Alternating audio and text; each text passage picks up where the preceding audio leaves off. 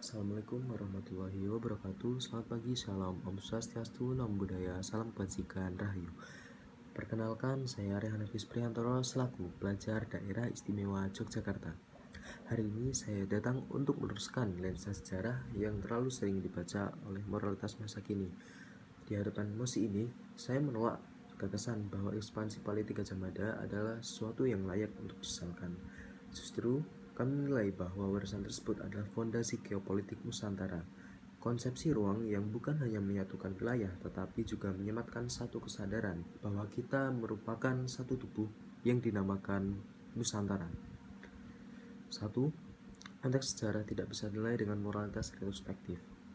Juri, bayangkan Anda membayangkan abad 14 dengan abad 21. Itu sama saja menyalahkan matahari gara-gara membakar. Pada zaman dahulu, ekspansi merupakan bahasa politik universal. Maka dari itu, Gajah Mada tidak melakukan sesuatu yang menyimpang dari realitas politik zamannya. Ia beroperasi dalam ekosistem geopolitik yang keras dan tanpa kompromi. Dan dalam konteks itulah, yang membentuk kontrak sosial regional. Menyalahkan dia atas tindakannya berarti kita menyangkal realitas sejarah dan mengasingkan diri dari proses pembentukan geopolitik kita. Kedua, ekspansi Gajah Mada ialah penumbuhan makna. Kami tidak melihat ekspansi itu sebagai dominasi, tapi sebagai naskah awal dari konsolidasi teritorial yang mengayomi pluralitas. Di bawah Majapahit, wilayah-wilayah tadi yang terisolasi oleh semuanya akhirnya terhubung dalam jaringan perniagaan, hukum, dan bahasa, dan lainnya yang memungkinkan lintas budaya berkembang. Makanya ekspansi itu melahirkan gagasan bahwa adanya sesuatu yang menyatukan Aceh dengan Tumasik, Bali dengan Buton, dan yang lainnya, bukan hanya oleh senjata, tapi oleh narasi. Ketika Gajah Mada bersumpah dalam Sumpah Palapa, ia sedang menuliskan kata-kata yang menyatukan, bukan hanya dengan tanah, tapi dengan harapan. Ketiga, warisan ekspansi itu ialah memantik peradaban, bukan akhir dari kedaulatan lokal. Pahami dengan cermat, arsitektur Majapahit bukan untuk menghapus adat, tapi untuk mengakomodasi kerangka dalam luas. Mari kita dalami Bhinneka Tunggal Ika sebagai satu kesatuan. Bali tetap Bali, Papua tetap Papua, tapi mereka tidak berdiri sendiri dalam isolasi politik. Inilah esensi penyatuan, bukan hanya meragamkan, tapi menautkan.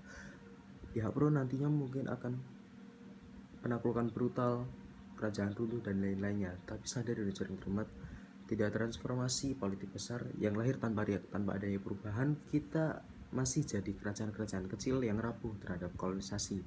Ironisnya, justru karena Majapahit menguasai duluan, Nusantara menjadi sulit dipatahkan pada saat kolonialisme datang.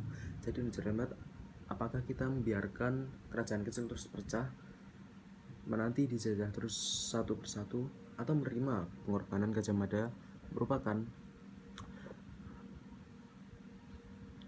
Jadi apakah lebih baik kita membiarkan kerajaan-kerajaan kecil yang terus berpecah menanti dijajah satu persatu, atau menerima bahwa pengorbanan Gajah Mada bukan sia-sia?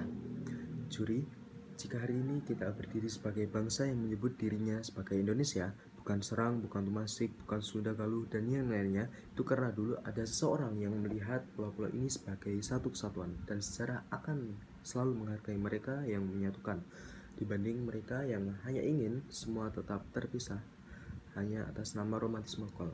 Maka dari itu, saya menolak mosi hari ini, bangga menjadi kontra. Terima kasih.